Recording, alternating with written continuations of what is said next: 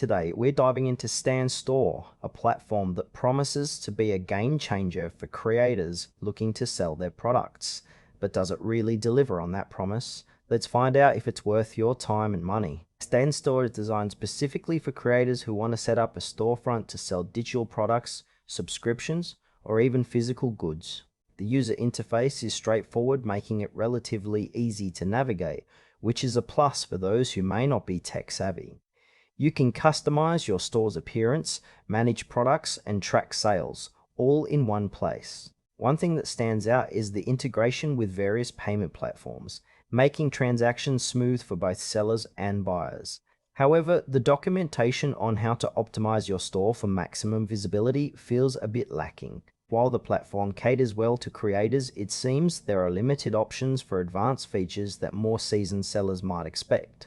Overall, the experience feels user-friendly, but it does leave some questions about scaling and customization options for those with bigger ambitions.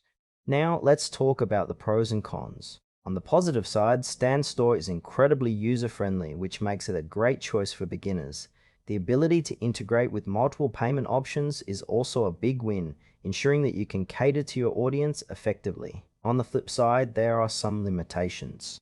Advanced sellers might find the feature set a bit basic, and the lack of in-depth resources could be frustrating if you're looking to maximize your sales. Additionally, the pricing structure isn't the clearest. There could be hidden fees you might not notice up front.